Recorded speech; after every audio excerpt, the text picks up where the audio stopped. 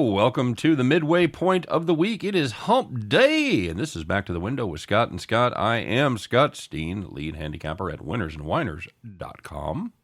I'm your co-host, Scott Reichel, senior handicapper over winnersandwhiners.com. And together, we do this each and every day, 3 p.m. Eastern, 2 p.m. Central. One of our cohorts here, Timmy Earl in the house. What's up, Tim? No, Tim does the show with his twin brother, Nick, along with Detroit Lenny every day at 5 p.m. Eastern Time, game time decision. So, yeah, part of the Max Wagers Network family. It's good to be here. Scott, how'd your Wednesday go? Or your Tuesday, rather? It was going really well until the final game, because the Clippers kind of kicked my ass last night. And I actually live bet a tennis play in the afternoon. That worked out well. Baseball, I didn't really take much interest in because I was so focused on basketball. The Nets game worked out for me.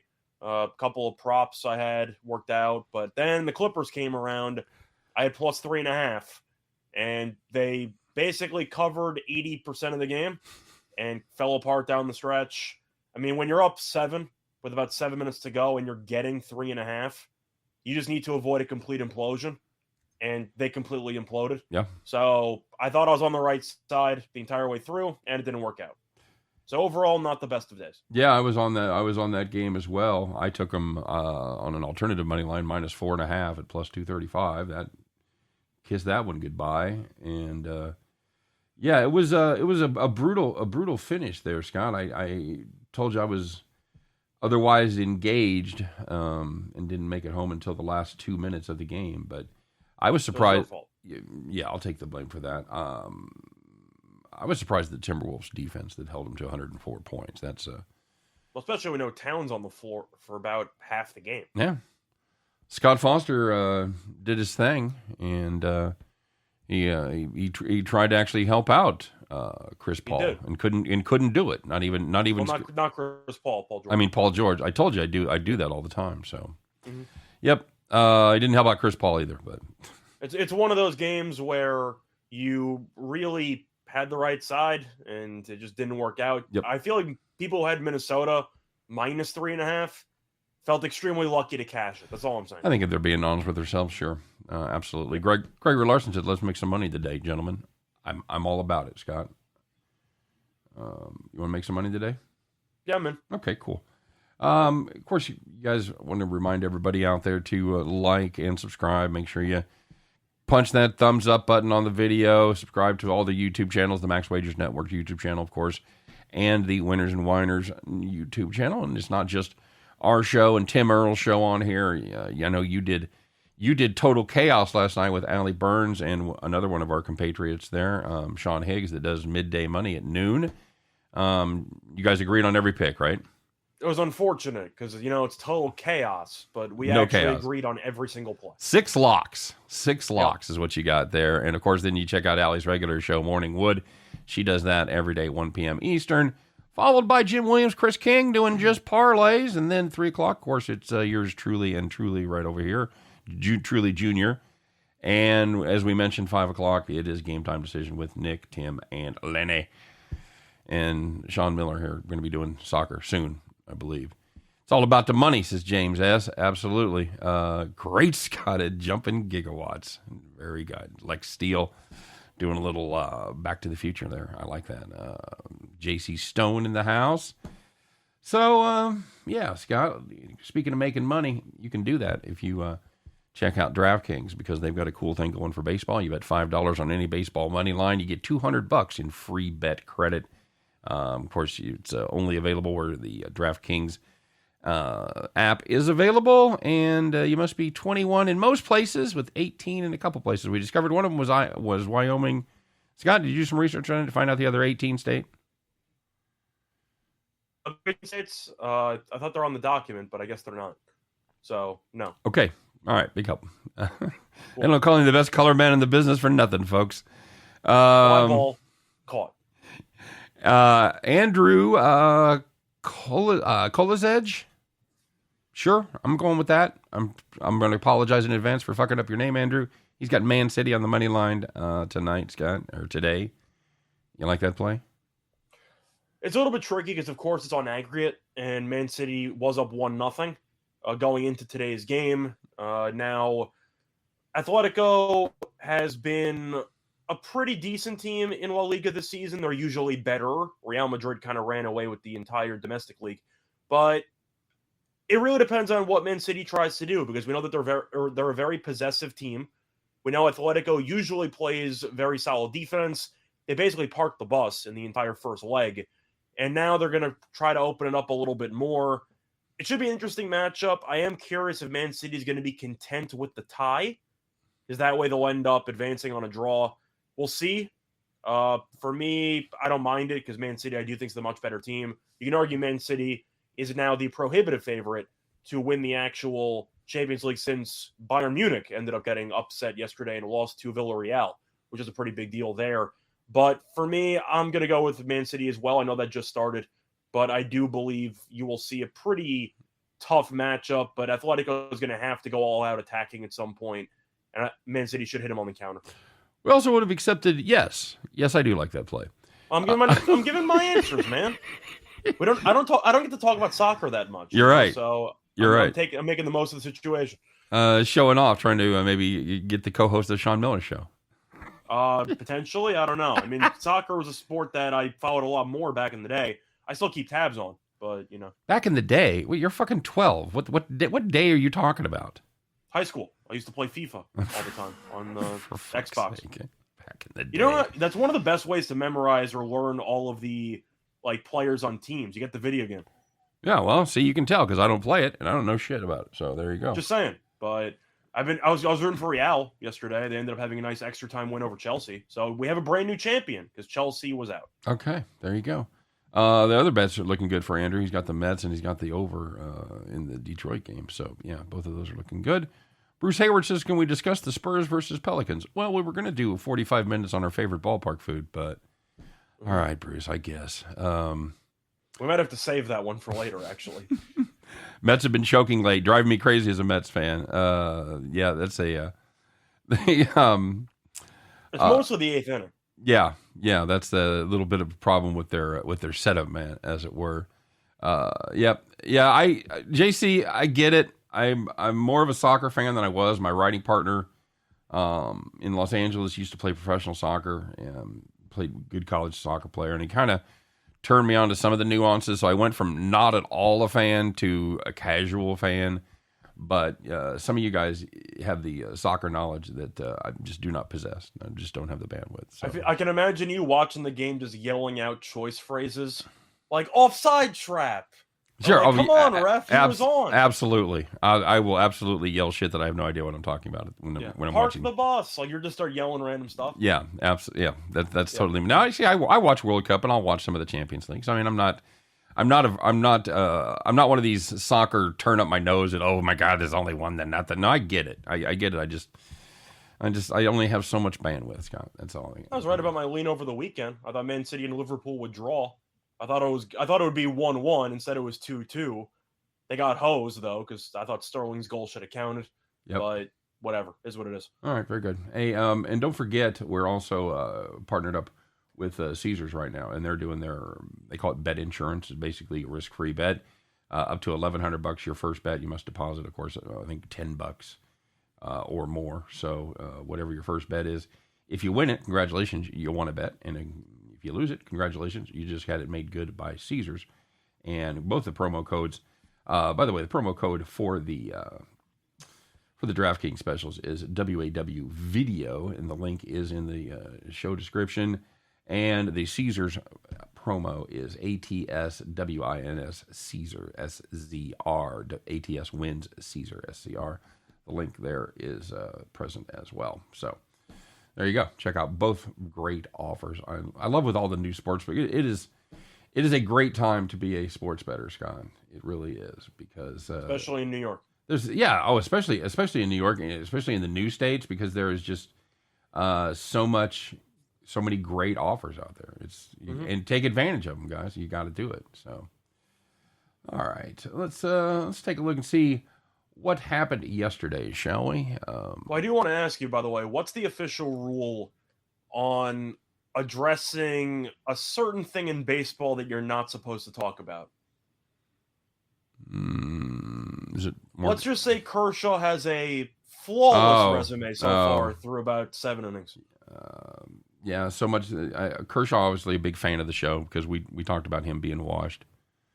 I didn't say it was washed. I just said he wouldn't be a 1 or a 2 anymore, which still might be wrong, but yeah, he's relatively flawless through 7 innings, so you might want to keep tabs on that one. All right, very good. I'm guessing it's colder than shit up in Minnesota because it's like 40 degrees here. So I'm guessing that same front blew through the Twin Cities. So I'm guessing it's whatever the weather raw is. day. The Minnesota Bats are even colder. Well, I know we've got some St. Louis people here, and that game was postponed. The Royals Cardinals game was postponed. So, Scott, we've got a couple things we absolutely have to talk about. So let's do it. Let's get to the action. Let's find out who took it in the shorts, who took it to the bank, who's the winners, who's the whiners, who has to pull out their flip phone and maybe call the wife for a ride because you're stranded at the sports book. But most importantly, you got ripped off. You got to call the cops.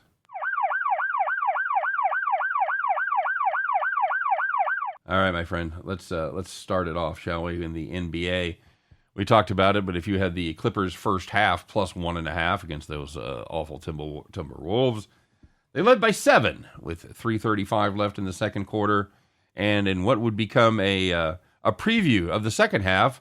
They puked away the second part, the last part of the half. Minnesota at the end of the half on a 15-6 run. Clippers, you were up by 7. Now you're down by 2. Congratulations, you had Clippers plus 1.5. Ooh, so close, yet so far away. Call the cops. And for baseball, if you had the Brewers and the Orioles over 9.5, you had 8 runs in the first 3 innings. So you're golden. Except you weren't, because they put up 1 run in the rest of the game. Game landed 9. And finally, hey, remember this game? How about if you had the Clippers plus 3.5? The first half and the full game by the same team. I don't know if that's ever happened on the segment, has it? I don't think so, man. It's deja vu all over again, kids. They led by 7 with 7:15 left. All they got to do is close it out. Close it out, baby. Not even close it out. Just don't get killed. Just don't get killed. Well, they got killed. The Minnesota ended the game on a 23-11 run. Clippers, as you know, lost by 5. Holy shit. If you had the Clippers plus 3.5, you had the Clippers on the money line, you had a Clippers team total over. Fuck it. Call the cops. I don't even give a damn about the potential matchup on who the Clippers might play. I'm rooting for whoever wins tonight. Clippers are dead to me. I'm done. I can't. Fuck you, Clippers. You can't blow it like that. Come on. I told you Tyronn Lue. That was so embarrassing. I told you Tyronn Lue sucked. I can't, man. I can't. I mean, Towns fouls out. You give up 2 serious runs without their best player. Really? Like, what are you doing? Come on. You excited for Memphis and Minnesota? Minnesota? You think we're going to see some points there? Well, Minnesota won the championship yesterday, right? I mean, they broke out the champagne. They had a full celebration because they made it into the bracket. Did you think they went overboard on the celebration postgame? My wife was watching that with me, and she goes, I thought the playoffs... over already? She said, I thought the playoffs just started. What are they doing? Yeah, that's... although, baseball does it. I'm surprised that baseball, every time they win a series in the playoffs, they fucking break out the champagne. I don't really mind it because Minnesota, I was just teasing. Minnesota's been through a lot in every sport for the last, 100 years. Yeah. Or no, pretty much ever since Kirby Puckett. So they haven't really had much to cheer about. It was a good win for them. One of the most important games in franchise history. Tells you a lot about the Timberwolves. But either way. Would they have been there with Flop? With Flop Saunders? No. They would have been way, way down in the standings. But for Finch is a good coach, I mean, he gambled and let Towns stay in the game. He picked up his 4th. But for me, I think Memphis is going to kill them. I think they might win a game. But Memphis has the scoring and the depth. And the Clippers offensively, really not that great. Was that your takeaway? Because Paul George did really well. Reggie Jackson was awful down the stretch, but he was pretty good for I'd say half the game. And Norman Powell was good. That's basically it, right? Yeah. Memphis has like 7-8 guys that can get you a bucket on any given possession. Yeah, that's really who we talked about. And unfortunately, that was the only guys that were good at all. So, for me, Minnesota, Towns, I don't want to say got exposed yesterday, but he kind of did because he's still extremely soft. He's afraid of contact. He yells to the refs all the time. But besides Russell, Edwards, and Towns, do they really have anybody else offensively? They throw in Beasley a little bit. That's kind of it, right? Yeah, and Beasley seems pretty inconsistent. That's what I'm saying. So I just don't think that Minnesota has enough scoring depth to match up against Memphis. I'm not picking a sweep. I think Minnesota will win one game at home, but I got Memphis in 5. All right. I don't see a way that Minnesota competes with them day in and day out. I think they'll win one. I'll give them game 3. I think that's really the only question is whether they win 1 or 2. So yeah, but I think Memphis, assuming Ja is healthy, they should really steamroll them. Quick reminder, all the folks listening at home, we thought Minnesota was going to get steamrolled last night. So they were on the pace to get steamrolled, and then they had a couple of runs there. Then they expanded the games to 48 minutes instead of 40. They did, yeah. I mean, Clippers were up 10 with like 9 to go. You felt decent about your shot. God, you were just embarrassing. I'm sorry I was on the same side as you. You got to fucking move on, dude. It happens. Come on. I can't, man. Can't. Over Macho Grande? Ty Lue. I flipped on Ty Lue just to flip right back. I know. It's not right. All right, buddy. There was some good news yesterday. Maybe you had one of these games. Doesn't sound like it. Nice, easy victories. No 25-11 runs. No ninth inning heroics. Nobody stopping scoring after the 3rd inning. No, just nice, easy wins. Just sit your ass down and enjoy the rocking chair. By the way, separate note, they pulled Kershaw. Mid-perfect game. Oof. Dog. At 80 pitches. 80 pitches? They pulled him. Oof. I don't know if there's ever been a combined perfect game, but I think you gotta let him try it, right? I mean, unless he has to perfect with 80 pitches. I mean, come on. Unless he has to come out. I mean, you're 80 through 7, so you're not even throwing 12, so you go 24. You can bring it in for 105 or less. Fuck yeah. Just let him see how quickly he gets through the 8th. I think you try. Yes, I agree. All right. Well, whatever. Anyway, back to the rocking chair. If you had the A's and the Rays over 8.5, you had 8 runs in the first 2 innings, and the game landed 17. By the way, congratulations, rest of America that has that Minnesota Twins Dodgers game. I have the Braves and Nationals. I couldn't fucking be happier. Like, they don't even let me watch the Minnesota Twins because I guess they're in our division on the free game of the week, of the day. MLB really has a disastrous cable blackout plan situation going on. It's really, really bad. I couldn't hate them more. And then combined with trying to fight Bally's to get them on fucking streaming for the Royals, it's fucking brutal. Mm-hmm. All right, Scott, if you had the Giants on the money line against the Padres, they led 6-0 after the first inning. No shenanigans. They just fucking put their foot on their throat and said, take that, you bastards. They win 13-2. And the last one, if you had the Mets and the Phillies under 8.5, you had 1 run in the first 7 innings combined. And then the game ended 2-0. Oh, okay. Yeah, they held on this time. They loaded the bases. They hit a double, loaded them up again, grand slam, boom, Bob your uncle, tear that fucking ticket up. No, sorry, wrong. No, just 2-0. That was it. Okay, I promised we would talk about this, and we absolutely are going to. Sometimes we have to stretch to kind of award these, and sometimes it's just so obvious we can't help it. I want everybody to guess right now. You don't have to say it out loud. Just guess in your mind. Guess in your mind who's wearing the golden feed bag today. Scott, it's hump day. It better be good. Who's the donkey of the day?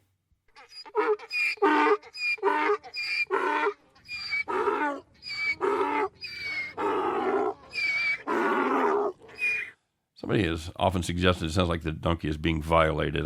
I don't necessarily discount that possibility. We didn't ask the origins of the actual. We did not. So, Scott, if you happen to be watching the Timberwolves Clippers game last night, and I missed this. I told you guys I went to the Santana concert, and it was excellent, by the way, of course. But I didn't get to see this in real time. But there was a young lady, perhaps a Minnesota Timberwolves fan. I'm guessing more just a fan of being in a place with a lot of people and TV cameras. Her name's Alicia Santurio. She glued her hand to the court, Scott, during the play-in game.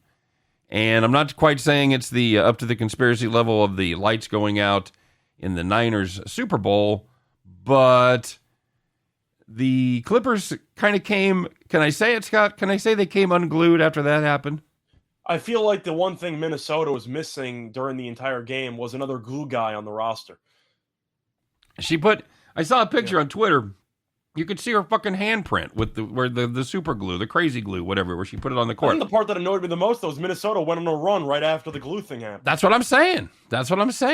It's a conspiracy.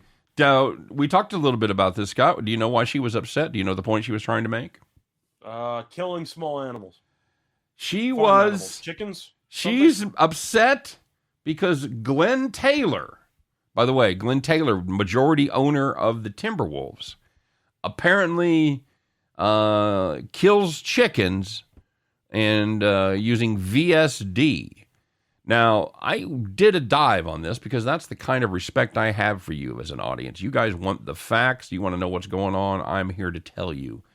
VSD is apparently an automatic chicken door closing system that you can run via remote or manually. I don't know how it kills chickens. I immediately thought of it because it was they said like a chicken flap. So you could, sometimes the flap would be open, sometimes it'd be closed.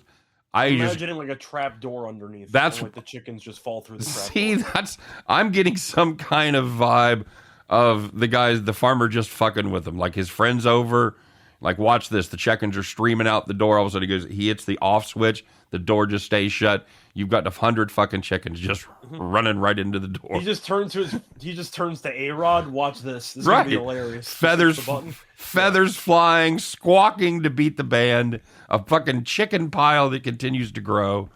So it was something environmentally, with chickens or whatever, and she felt like it was worth, making a statement. I'm sure the owner was happy about it because she paid about $500 to get in. They generously referred to her as an animal rights activist. So is that what we're calling it nowadays? Yeah, that's what they're calling it nowadays. All right, I'm dying to see comments. We needed a banana peel sound in that game. Yes. I'm thinking of a fried chicken sandwich. JC Stone, the chicken deep dive is great entertainment. Dude, it was right there. The only thing missing was during the commercial break, as that was happening, just brand new Popeye sandwich. Like, you just needed one commercial just to segue into it. It was just right there for the taking. At Hardee's, we're changing the game with the brand new chicken sandwich. Okay, so entertaining night all the way around. Rogue Strummer, maybe related to Joe, said the banjo as a profile picture. Oh, does he? Oh, nice. I'm in. So perhaps he's related to Flatt and Scruggs, Earl Scruggs, probably the best banjo player of all time, in my opinion. Anyway, my uninformed banjo opinion. Clippers got outscored and outplayed, or outcoached and outplayed. End of story. Hard to argue with that. Scott? Down the stretch, definitely true. Yeah. That's what I'm saying. Yeah. I mean, Finch had the disastrous move of keeping Towns in with 3 fouls in the first half. I don't know how you let Towns pick up a fourth. But, yeah, I mean, the game was there for the taking. It was basically over. Towns fouls out. And Lou didn't really do anything offensively. It was a bunch of crappy jump shots. Oh, was Lou out there playing?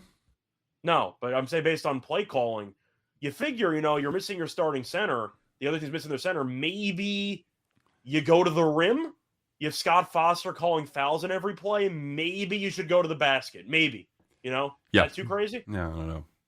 Do you think you bring that on Lou, though? Do you think Lou had him in the huddle and said, okay, whatever you do, don't go inside, but make sure you take a bunch of contested jump shots and try to miss them? It seemed like they were really trying to force Paul George to carry them to the finish line, which just resulted in a bunch of ISO fadeaway jumpers.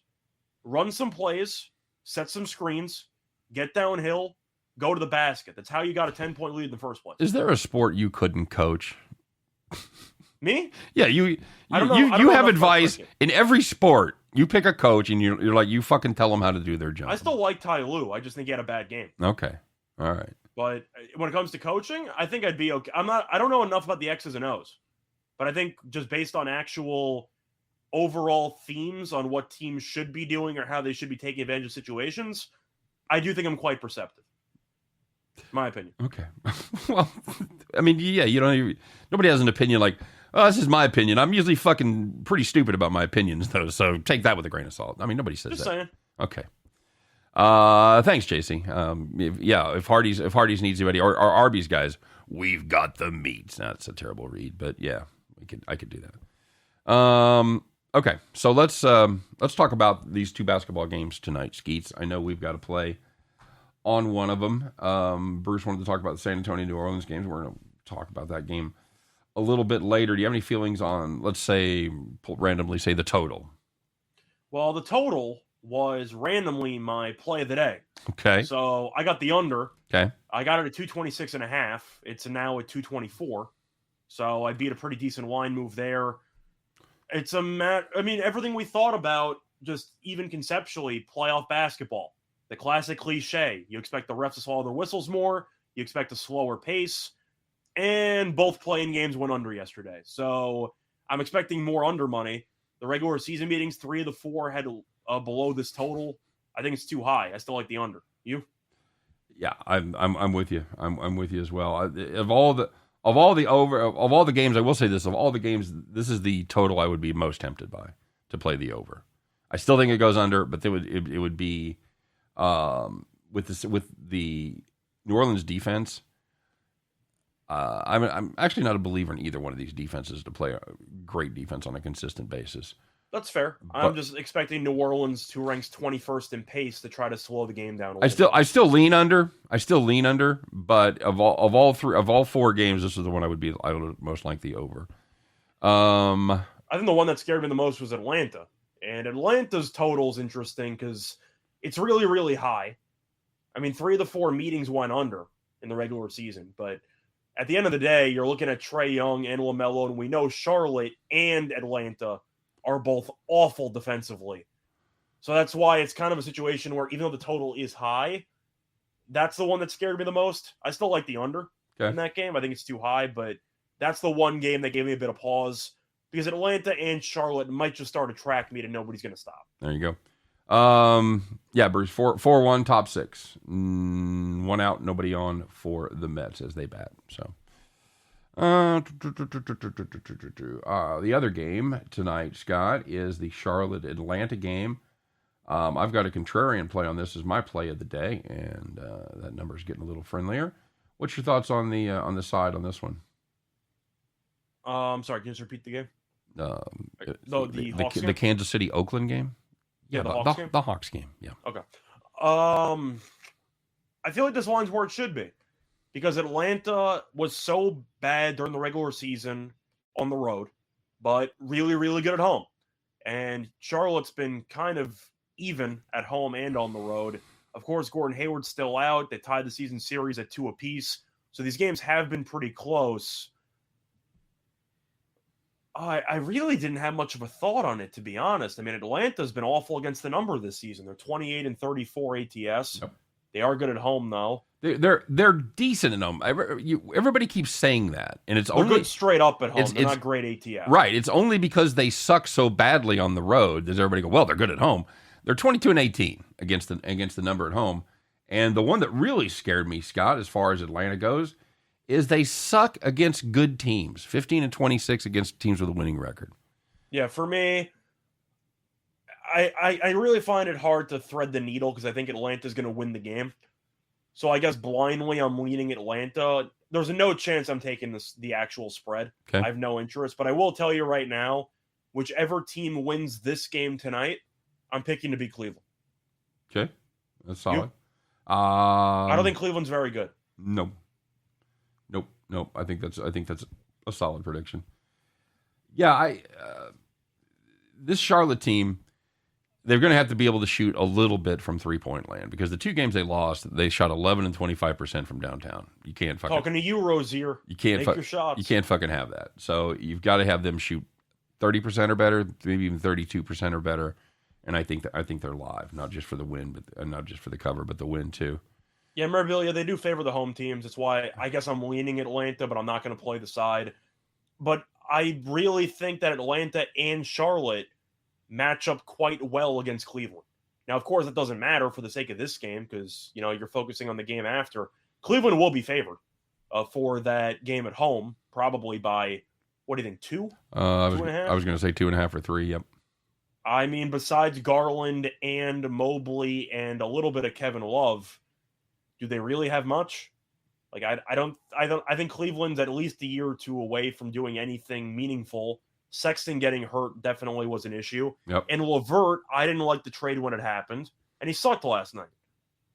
I mean, of course that's one game, but LeVert really has not been that good with Cleveland. You? Yeah, I'm totally with you. I think both of these teams are superior to Cleveland as they stand right now. I wanted to get back to this game for a second because not having John Collins, I think, is a huge deal for Atlanta. I think it is, but he hasn't played for like a month. So they're experienced without him. I understand that. And the one game they played without him this season, they lost by 10 to Charlotte. Yeah. So, they should have a massive rebounding edge, but for some reason they haven't. And in 2 of the first 3 games, Charlotte out-rebounded, and that was with Collins. And then they pushed on the last game. They each had 43 rebounds, but like I said, Charlotte won by 10. So that bothers me because that's the one place they should be able to take advantage of him and not having – a guy that puts up 8.5 boards, 9 boards a night, like in Collins, even though he's been I think if I was going to play this game for Atlanta, I would just take Trae Young 30+ and Atlanta money line. Because I think if Atlanta's going to win this game, Trae's going to have a huge night. Now, there is a chance it could be from assists and maybe not points, which has been tricky because Trae's been so good at both this season. But if Atlanta's going to win and potentially cover, especially cover, they're not winning by 6 or more unless Trae goes off, right? I agree. Yeah. So I would parlay the 2 and maybe get some extra plus value on it. Yep, you can absolutely do that. Bruce Hayward says the Nets and Celtics are going to be epic. I'm surprised Boston didn't pass a new COVID law yesterday that everybody inside the arena on the court has to be vaccinated. Be a move. It's a very, very specific law, and it only runs for 2 weeks. Well, I thought about putting this for Odds Makers Were Drunk because there was an interesting development right after the Nets beat the Cavaliers yesterday. The Nets opened up at around minus 130 in the series at some books. I saw DraftKings at 145, which is just insane. Right. So the Celtics were underdogs at home for the entire series. And shockingly, money poured in on Boston. People pounded Boston, right? And now Boston's around minus 110, minus 115, whatever. So odds makers were drunk a little bit because they took an avalanche of Celtics money. So I don't really know why the Nets opened up that highly. I find it kind of weird. Maybe they think the Nets they wanted to hold that position. Well, Time Lord might come back mid-series, which is also going to be important to mention. But as a Nets fan, I think they'll hang around. I don't think they're going to get killed. I got Boston in either 6 or 7. Well, they really need KD and Kyrie to go nuts basically every game. And I think Boston just has more depth. Yeah, I agree. It does. They don't necessarily have to run their offense through one guy. And I mean, and they play defense 1.5, and they play defense. This Nets team, and plus they've got the problem. Again, haven't covered at home. We talked about it yesterday, and they certainly could have covered. They could have covered. They couldn't have covered the 9.5. I mean that number seemed, but 8 seemed in reach. But they couldn't get home again. So, it'll be a war. Do you even have a home court advantage for the Nets there? Yeah, I assume you do because you're still gonna have a full crowd. Of course, anytime you get Boston out of the Garden, because the Garden is such a big home court advantage, I do think it matters. But I'm assuming Boston's eventually going to wear down Brooklyn. If they even neutralize or limit KD or Kyrie, so let's just say KD goes for 40 and nobody else on the team scores more than 20, they're going to get killed, right? Yeah. So I can't go with the Nets, and I'm rooting for the Nets. And of course, I think they need Ben Simmons to come back at some point if they want any shot to make a run. Is he in shape yet? He's been working out. That's the thing. I don't know when he would come back. I'm not going to bank on it. If Simmons was healthy to start this series, I would take the Nets.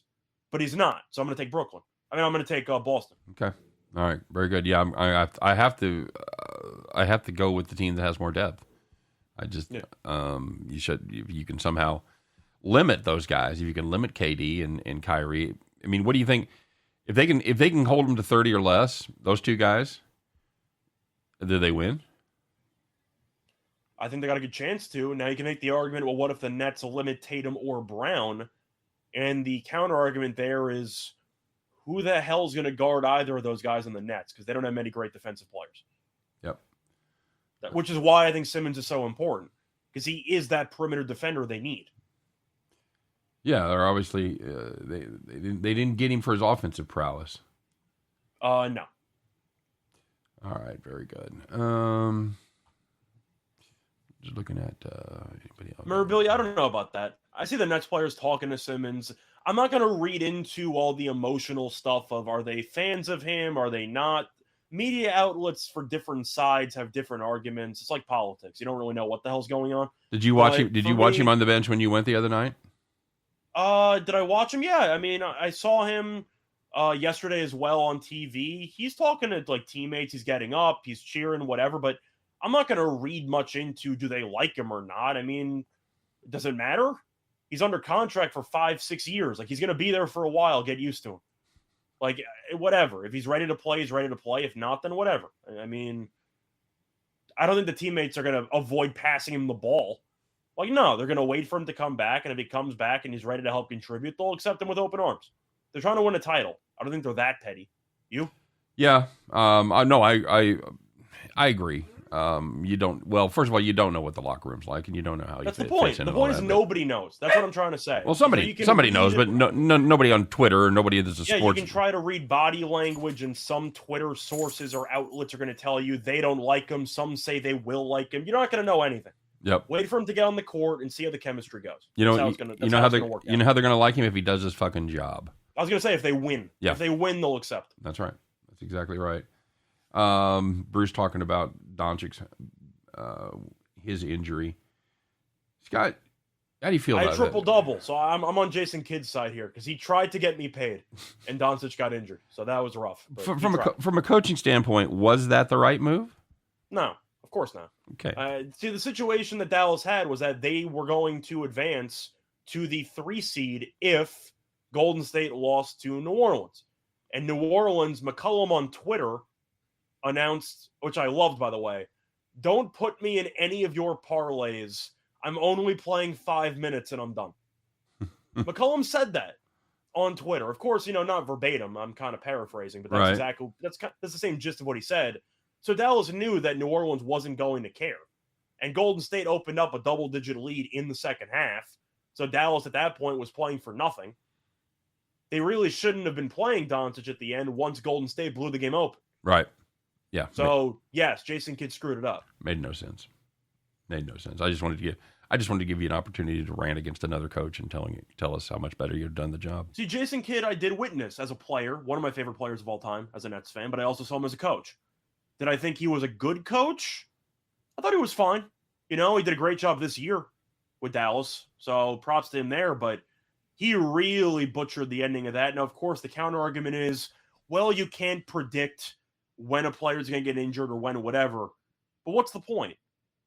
You're not playing for anything once Golden State blew the game open against New Orleans. Well, that's like saying, well, you can't predict when your car's going to get totaled. Sometimes it sits in front of your house. Sometimes you're out driving around on the highway. Sometimes you're on the railroad track. I mean, that's like sometimes it just happens. Right. I mean, that's like saying, well, you never know when the guy's going to get injured. Well, when he's not going to get injured, most likely he's sitting on the fucking bench.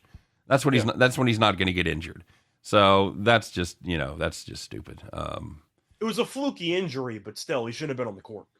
Again, this fluky injuries, where they don't happen when you're sitting in your goddamn chair. Especially in the last game of the season. Right. Right. That's okay. All right. I think that series, though, I have to approach from a game-by-game basis, right? Because I can't imagine how I'm supposed to lay roughly 200 with Utah, because I hate that damn team. Or you potentially wait, and when Doncic comes back, maybe you take an in-series play. But I am going to ask you, do you think Dallas can even give Utah a bit of a run without Doncic? And by run, I mean win 1 or 2 games. You don't believe in Spencer Dinwiddie? I like Dinwiddie. I like Brunson. But that, once again, Utah does have Donovan Mitchell, who now is easily the best player in the entire series. You can argue Gobert, whether you like him or not, he's the second best player in the series right now. So Utah definitely has more talent. Now, am I going to once again say that Utah is going to sweep them or anything without Doncic? No. I think Dallas can win a game or two. They're going to try to tread water. You win as many games as possible, and if you are desperate, Doncic will come back. Here's my prediction. He's not 70% for any of those games. Not at all. If he plays, 70% will be his absolute ceiling somewhere late in the series. I think if they lose game 1, Doncic is playing game 2. Whether he should or not is a separate story. Yep, agreed. Jazz and 6 talking about the I don't like the Jazz, but that's the only way you can play this series, right? If you're going to play it, I think minus 1.5 games, and you just hope that they go down 2-0 without Doncic, and you're up 2-0. Yeah, and it sucks because Dallas has the early games at home. Correct. So those are the games. You could be looking at a potential sweep if you take both games on the road. That's what I'm saying. If you got the 2 games most likely to not see Doncic play, and then you go down 0-2, or maybe you sneak one out and go down 1-1, and then you have to go play in Utah. So I think I'm going to look at it from a game by game basis. I might just blindly take the under in some of these games because without Doncic, I don't know what the hell they're going to do. Where they're going to be scoring? Exactly right. Milwaukee and Chicago. Somebody was talking about they're all over Milwaukee. You and I talked about that. You and I talked about that on Monday. As far as the odds go, Milwaukee plus 750 last time I checked. Is that still? You mean Chicago? I mean Chicago. Sorry, yeah. Sorry. Yeah. So Milwaukee minus 2.5 games is what? Like minus 200, minus 210?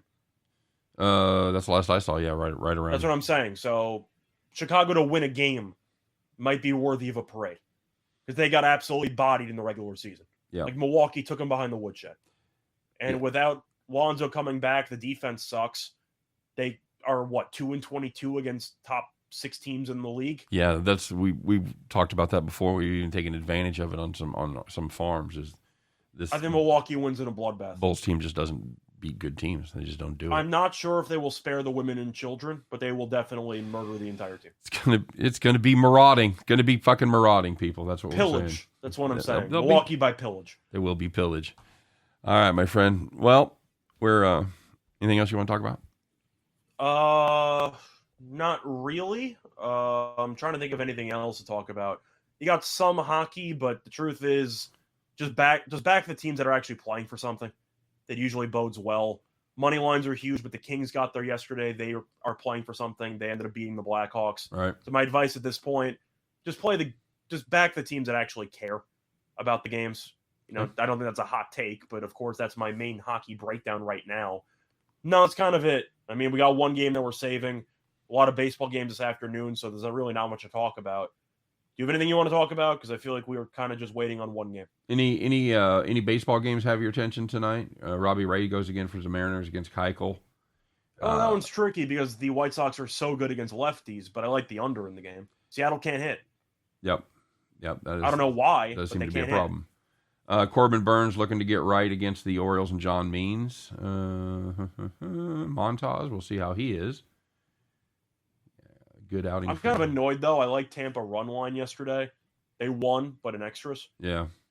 So that was unfortunate. They scored 9 runs and they couldn't cover the run line, which is a pain in the ass. But, I mean, Oakland's offense has done well in the Trop, so maybe an over if you want to expect both teams to play well offensively. Maybe. Okay. Bruce said he needs one baseball game tonight, buddy. One baseball game. God. Okay, let me look. I got to see what isn't going on, what hasn't gone on yet. I mean, I think it would either be the under in the Brewers game or the under in the Mariners game. I mean, you could go under in the Yankees game, but Berrios and Cole struggled in their first starts. Cole was better late, but Berrios has an ERA north of 100. So I kind of want to wait and see how good Berrios looks. But you have Robbie Ray, who's been good. The Mariners can hit. I would probably just go with the under for the Mariners or first 5 under. I think you'll see a lower scoring game there. I like Brewers Baltimore. If you got to play an under, I like Brewers Baltimore better. Okay. I think you can go either way. Yeah. What's the total on that Brewers game? 8? 8. Yeah. Okay. I think Burns bounces back, and Means is about the only decent pitcher Baltimore has. So. By the way, also a reason why I do like the under. I think I'll pivot and agree with you. The Brewers are disastrous against left-handed pitching. Yep. They are awful. Yep, we've talked about that before. So yeah, hopefully some of this stuff it'll get ingrained in your head about how the teams hit against left-handers, right-handers, et cetera, et cetera. But if you want a fun stat though, the Brewers have faced off against Justin Steele and Bruce Zimmerman, both lefties. They have scored a combined 0 runs against those two starters. Not good. 0. Not good. They cannot hit lefties. So yes, I do like the first 5 under in that game. Yeah, they've scored less than 3 runs per game, and that not especially. I mentioned the lefties against lefties. Yep, Goose even worse. Not good. Not good. All right, buddy. Well, let's take a look, and the last thing we have to do here as we roll. 1-4 Marlins have scored more runs than the Mariners. That's a great stat. 1777. Very nice. All right, Scott. It is time. It is hump day. It's time to put on your hump day overalls. Get your straw hat out. Climb aboard that John Deere. Pull out your lucky keychain. And get ready, kids. It's time once again to bet the farm.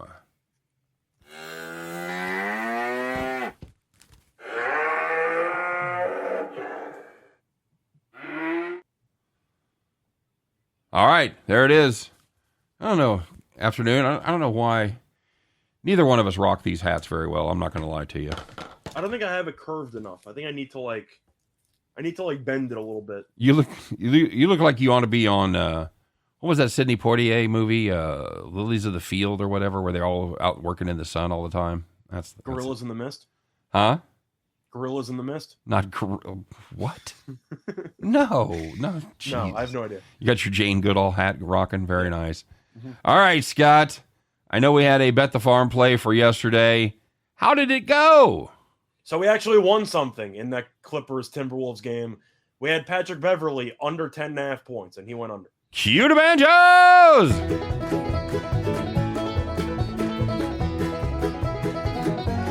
Yeehaw! That's a little something for a rogue picker there. That's a little banjo for you. All right, Scott. We do have one for today. What is it going to be? So for this one, we're going to go to the one game we didn't talk about between the Spurs and the Pelicans. We're going to take the road team. We're going to take the points with the Spurs at -110 on FanDuel, +5.5. San Antonio did well in the regular season. Won 3 of the 4 regular season meetings outright. Plus, San Antonio, very good against the number on the road this season. The Spurs are 24-16-1 ATS on the highway. And if you want some trends, San Antonio owns this team. The Spurs are 7-0 ATS in the last 7 meetings in New Orleans. And the Spurs are 8-1 ATS in the last 9 meetings overall. On top of that, San Antonio is finally healthy again because its best player, DeJounte Murray, is back from illness, averaging over 21 points per game, over 8 rebounds per game, and over 9 assists per game. San Antonio got its best player back, and they've dominated the regular season series. That's enough for me to get 5.5. I think they got a good shot to win the game. All right, very good. I feel the same way. I like. I'm on both dogs tonight. I know you weren't as committal about the other one, but we definitely both like this one. It's the Spurs +5.5. Pops, you can't count out Pops. Come on. All right, there you go. That's going to do it for Bet the Farm. That's going to do it for the Wednesday show. As always, we appreciate you guys stopping by. We especially appreciate all the comments and suggestions and jokes and picks and everything else that goes on in the comment section. We have no hope of getting to it all, but we see most of them, and it's some funny shit out there and some good, valuable information. So you guys are the best. Take it easy. Have a great day. We'll be back and wind this ship up again tomorrow, Scott, 3 p.m. Eastern, 2 p.m. Central. Once again, Scott and I will be here to do our very best to help you in your journey to head back to the window. Take care, everybody. We'll see you then.